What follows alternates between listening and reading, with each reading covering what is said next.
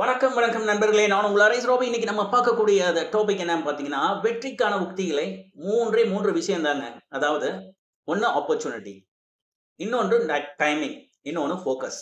அதாவது ஆப்பர்ச்சுனிட்டி அப்படின்னு நான் சொல்லக்கூடியது சான்ஸ் அப்படின்றத விட நான் இன்னும் கொஞ்சம் ஒரு மேலே ரிஃபைண்டாக சொல்லணும் அப்படின்னா சாய்ஸ். நீங்கள் எப்படி தேர்வு பண்ணுறீங்க அப்படின்றது தான். அடுத்து டைமிங் சொன்ன பார்த்தீங்களா, இது நல்ல நேரம் கெட்ட நேரம் அப்படின்னு கிடையாது. உங்களுடைய உக்தி எந்த சமயத்தில் அது கரெக்டா அது எடுபடும் அப்படின்னு நீங்க நினைக்கிறது புரியுதுங்களா? So opportunity, chance. அடுத்தது பார்த்தீங்கன்னா ஃபோக்கஸ். உங்களுடைய இலக்கை நோக்கி இந்த சமயத்துல கரெக்டா இதுதான் என்னுடைய இலக்கு, இந்த இதை எனக்கு வேணும் அப்படின்னு நினைக்கிறீங்களா? இதுதான் ஃபோக்கஸ். இந்த காணொலியோட சேர்ந்து ஒரு 15 செகண்ட் வீடியோ போகுது.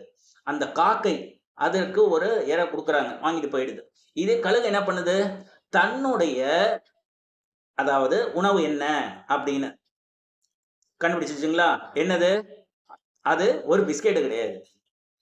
அதே சமயத்துல ஒரு முதலைய பார்க்குது, அந்த முதலைய ஃபோக்கஸ் பண்ணுது. அத ஆப்பர்ச்சுனிட்டி, சான்ஸ் கிடையாது. எல்லாருக்கும் அந்த சான்ஸ் கிடைக்கும். ஆனா அந்த சாய்ஸ் இருக்கு பார்த்தீங்களா, அதுதான் அது கரெக்டா அது உபயோகப்படுத்திக்குது.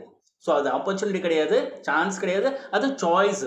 ஸோ டைமிங்னு ஒன்று இருக்குல்ல, அந்த டைமிங் அது என்னமோ கீழே விளையாடுற மாதிரி நமக்கு இருக்கும்.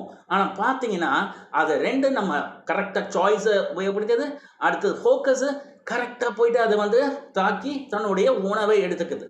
இதுதாங்க வெற்றிக்கான உக்தி. நம்ம எப்படி நம்ம கரெக்டாக செயல்படுத்துகிறோம் அப்படின்னு பார்க்கும்பொழுது பார்த்தீங்கன்னா நம்மளுடைய சாய்ஸு, நம்மளுடைய ஃபோக்கஸு, நம்மளுடைய timing. S my dear friends, இந்த உக்தியை கரெக்டாக நீங்களும் செயல்படுத்தினீங்கன்னா உங்களுடைய வாழ்க்கையிலும் நீங்கள் வெற்றி பெறலாம். வாழ்க்கை மிகப்பெரிய அளவில் சந்தோஷமாகவும் நிம்மதியாகவும் எப்பொழுதும் உங்களை சுற்றி இருக்கிறவர்களுக்கும் பயன்படும் வகையில் இருக்கலாம். நன்றி.